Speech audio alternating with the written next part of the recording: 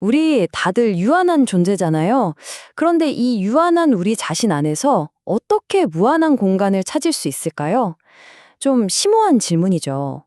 오늘은 바로 이 질문에 대한 답을 아주 오래된 지혜 속에서 함께 찾아보려고 합니다. 한번 스스로에게 물어보시겠어요? 나는 정말 이 몸과 이 생각의 틀 안에 갇혀 있는 존재일까? 하고요. 아주 오래된 한 수행법이 바로 이 근본적인 물음에 대한 답을 제시하고 있습니다. 네, 바로 이 구절이에요. 오늘 우리가 깊이 파고들 비갸나 바이라바탄트라의 44번째 가르침이죠. 보세요. 이 짧은 문장 안에 우리의 의식을 완전히 뒤바꿔버릴 수 있는 그런 고대의 열쇠가 숨겨져 있습니다.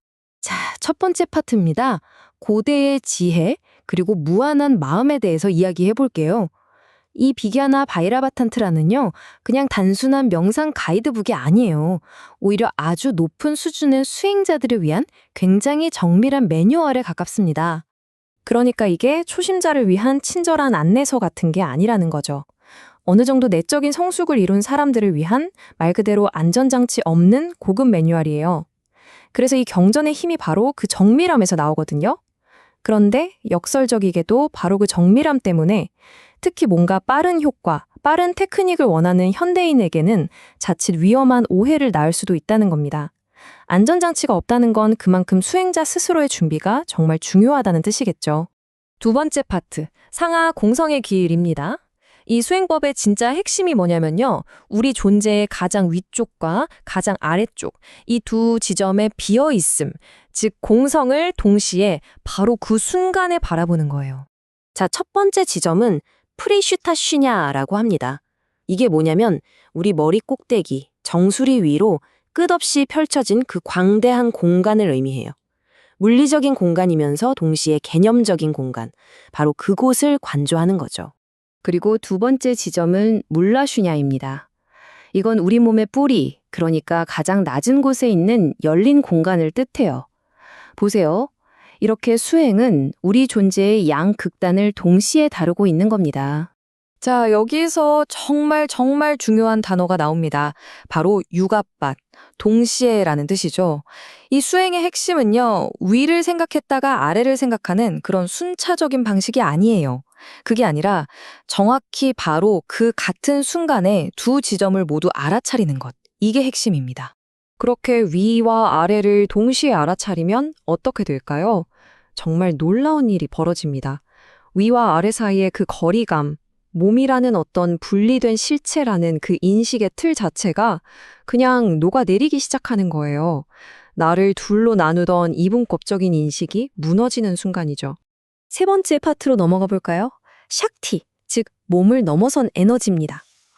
아니 도대체 어떻게 그런 놀라운 변화가 가능할까요? 이 경전은 그 힘의 근원으로 바로 샥티라는 것을 지목합니다. 경전의 바로 이 구절, 이게 핵심 단서입니다. 샤리라니라 빼꾸시냐 샥다. 신체에 의존하지 않는 힘을 통해. 이게 대체 무슨 뜻일까요? 자, 핵심은 이겁니다. 우리가 보통 생각하는 것처럼 이 에너지가 우리 몸 안에서 만들어지는 게 아니에요. 오히려 정반대입니다. 우리의 몸이 이 근원적인 우주 에너지, 즉 샥티에 의존해서 잠시 나타난 현상이라는 거죠. 그러니까 이 수행은요, 우리의 인식을 단단한 물질 덩어리로서의 몸에서 에너지의 흐름으로서의 몸으로 완전히 전환시키는 과정이라고 볼 수 있습니다. 자, 네 번째, 슈냐마나입니다. 그럼 이 수행이 우리를 궁극적으로 어디로 이끌어가는 걸까요? 그 목표가 바로 슈냐마나, 텅 비고 광활하게 열린 마음의 상태입니다. 이 슈냐마나라는 건요, 그냥 마음이 멍하게 텅 비어있는 상태를 말하는 게 절대 아닙니다. 이건 모든 좋고 나쁨, 옳고 그름 같은 이분법적인 사고에서 완전히 자유로워져서 그 자체로 무한히 열려있는 그런 광대한 마음의 상태를 의미합니다. 여기서 공, 즉 슈냐라는 개념에 대한 아주 흔한 오해를 바로잡고 넘어가야 해요. 공은 아무것도 없는, 없음, nothingness이 아닙니다. 오히려 그 반대예요. 완전한, 온전함입니다. 이걸 보면 그 의미가 정말 멋지게 다가오는데요. 슈냐의 어원을 파고들면 사아냐라는 말에서 왔다고 해요. 뜻이 뭐냐면 다른 것이 존재하지 않는다는 거예요. 그러니까 이건 부재나 결핍이 아니라 나와 너, 안과 박, 이 모든 구분이 사라진 급진적일 만큼 완전한 포용의 상태, 하나됨의 상태, 이것이 바로 공의 진짜 의미입니다. 이 의식의 여정을 철학적으로 정리하면 이렇게 됩니다. 처음엔 모든 걸 둘로 나누는 이원적인 마음, 비칼파에서 시작해서요. 수행을 통해 그 분별이 사라진 비이원적 마음, 니르비칼파 상태로 나아가죠. 그리고 마침내 나라는 개별적인 틀 자체가 소멸하고 우주 전체의 의식인 사다시바와 하나가 되는 겁니다. 여기서 정말 중요한 건요. 내가 시바가 된다는 게 에고가 커지는 게 아니라는 거예요. 오히려 그 에고라는 틀 자체가 완전히 녹아 없어지는 걸 의미합니다. 자, 이제 마지막 5번째 파트, 두 세계의 만남입니다. 이런 놀라운 통찰이 과연 이 카슈미르 샤이비즘이라는 한 전통에만 있는 걸까요? 아주 흥미롭게도 다른 영적 전통과 연결해 보면 그 보편성을 확인할 수 있습니다. 이 표를 한번 보시죠. 왼쪽은 카슈미르 샤이비즘, 오른쪽은 기독교 신비주의입니다. 정말 놀랍지 않나요? 그들이 추구하는 목표, 사다시바와의 합일과 그리스도와의 합일, 그리고 그 과정과 깨달음의 표현을 보세요. 나는 시바다. 그리고 내 안에 그리스도께서 사신다.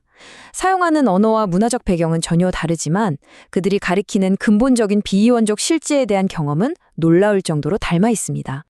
이건 두 종교를 억지로 섞어서 하나로 만들자는 그런 이야기가 아닙니다.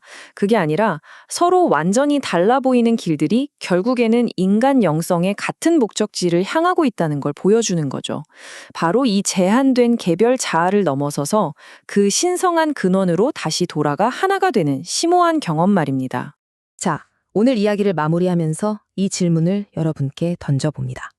진정한 자유는 과연 나라는 자아를 더 치우고 확장함으로써 얻어지는 걸까요? 아니면 그 나라는 경계선 자체를 완전히 허물어버림으로써 발견되는 걸까요? 이 질문에 대한 답은 아마 각자의 내면, 가장 깊은 곳에서 찾아야 할 겁니다.